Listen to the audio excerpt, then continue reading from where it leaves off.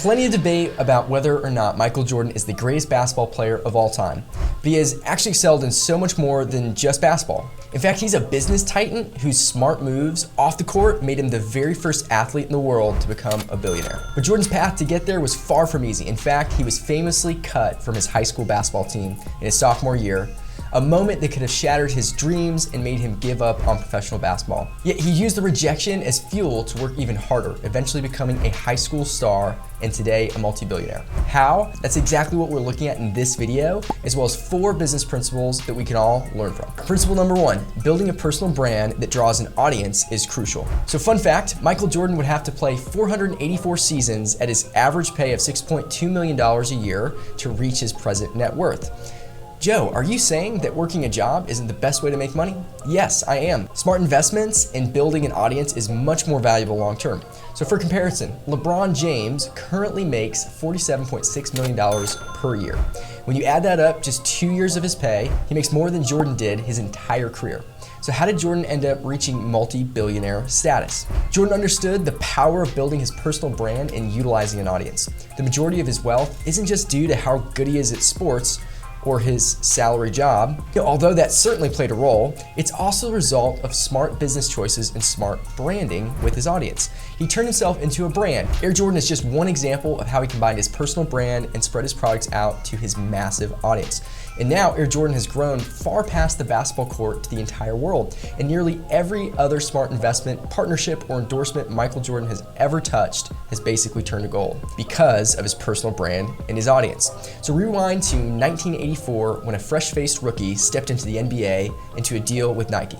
Not only did that make both Nike and Jordan richer because they shared audiences, it also changed their lives by making them the biggest athlete marketing team in history. In Nike's earnings report for 2023, and this is crazy, Air Jordan raked in $6.59 billion in revenue, a whopping 12.9% of Nike's total 2023 sales. All of this adds about $400 million a year to Michael's net worth every single year. And that's just from the Air Jordan brand. I mean, that's literally a business slam dunk. The reach of the Air Jordan brand has gone far beyond just a basketball card. It's a brand that has transcended all kinds of sports, including football, enhancing its stature and scale even further. One example of this is when football legend Messi signed with PSG, a club outfitted by Nike's Jordan brand, and it was monumental. So reports indicate that when Messi joined the club, Jordan pocketed over $7 million in royalties just from Messi shirts alone. Messi joined the club and Michael Jordan made $7 million. It's just insane. Just by owning a business, right? That's why you want to own a business, own a brand, own an audience, because you start developing all of this residual income through royalties. Moving on to principle number 2, create strategic partnerships and think long term. Partnerships are great because they have an audience and it adds to your audience. Jordan has made $1.7 billion before taxes from marketing deals with companies like Hanes, Nike, Coca-Cola, McDonald's, and Wheaties, Chevrolet, and Gatorade over the past 40 years. But Jordan's most profitable deal almost didn't even happen. After leaving the University of North Carolina, Jordan was drafted 3rd overall in the 1984 draft by the Chicago Bulls. Quick aside, that's crazy. As a top pick, MJ obviously had plenty of brands that wanted to sign him. Even though he played for a Nike school in college at UNC, Jordan had his eyes set on signing with Adidas. He didn't even want to meet with Nike initially. In fact, his mom had to convince him to take the visit to the Nike campus out in Oregon. They offered him a deal that would pay him $500,000 annually for 5 years. That's approximately worth $1.4 million in today's money. Adidas, on the other hand, determined that Jordan wasn't worth that much, so he took the deal with Nike. I mean, again, just crazy decisions back in 1984. The decision has undoubtedly been one of his most profitable business moves ever. It said that he made $130 million from Nike ads last year alone, which is more than double the next highest paid NBA star's present deal. It's just crazy. Audience, I'm telling you. Jordan's partnerships didn't stop with Nike. After entering the league in 1984, Jordan signed his first endorsement outside of a traditional athletic brand. It was a deal with Chevrolet that paid him $200,000 as a rookie.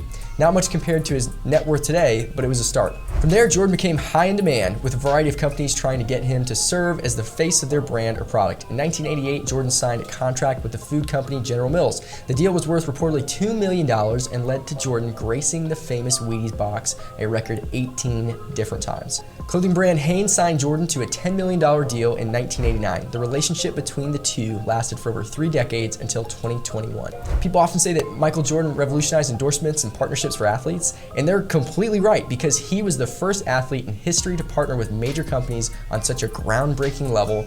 And for example, when he signed on with Gatorade in 1991, he was the sports beverage company's first and only endorser for a long time. He was the pioneer of utilizing an audience and a brand with your business. Jordan also has invested heavily in sports teams over the years and sold a 20% share of the Charlotte Hornets to a New York hedge fund in September 2020. He was said to have made about $1.5 billion just from that deal alone. Moving on to principle number 3, don't be afraid to fail. Michael Jordan once famously said, "I've missed more than 9,000 shots in my career. I've lost 300 games. 26 times I've been trusted to take the game-winning shot and missed. I failed over and over and over again in my life, and that's why I succeed." This encapsulates his attitude towards failure. He transforms setbacks into opportunities or growth, fueling his drive to become the best. And if you want this mentality, this is actually why I wrote a book called The Problem with Potential. So if you want to develop this mindset, I have so many stories and studies in here that can help you do just that. The whole book's designed to help you stop overthinking, get out of your own way, and believe in yourself. So check it out on my website, joeignace.com/theproblemwithpotential. Every time you purchase a book, it's helped support the channel, so we appreciate it if you want to support the channel. As Jordan says, "I can accept failure. Everyone fails at something, but I can't accept not trying." In business, there are going to be plenty of times you fail or are rejected and you don't hit your goals, but those failures have the remarkable ability to shift our perspective and ignite a growth mindset. The best thing for Jordan was when he got rejected by Adidas, right? Sometimes the rejection is exactly what we need. And from those rejections, when we face defeat, we were forced to evaluate our actions and make adjustments and learn from our errors. Jordan understood this process well. Each time he fell short, he would analyze his performance meticulously, identify areas that needed improvement, and relentlessly work on refining his skills. His commitment to continuous growth and development allowed him to transform failures into stepping stones towards greatness. All right, on to our final and fourth principle: helping others is the point of being successful. In fact, Michael Jordan spends more on charity than he did for a customized yacht and a Bugatti combined, over $100 million so far. From 2001 through 2014, Jordan hosted an annual charity golf event known as the Michael Jordan Celebrity Invitational, with proceeds benefiting foundations including Make-A-Wish, Cats Care, the James R. Jordan Foundation, Keep Memory Alive, and Opportunity Village. The 4-day tournament and celebration was a huge success, attracting many celebrity participants, including Wayne Gretzky, Michael Phelps, Chevy Chase, Samuel L. Jackson, and Mark Wahlberg.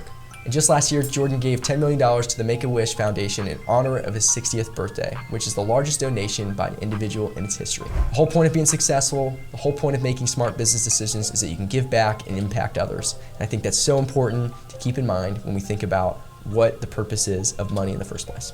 If you like this video, make sure to check out our recent video on how LeBron James went from homeless as a child to now being a billionaire through making smart business decisions. And of course, being a stellar basketball player.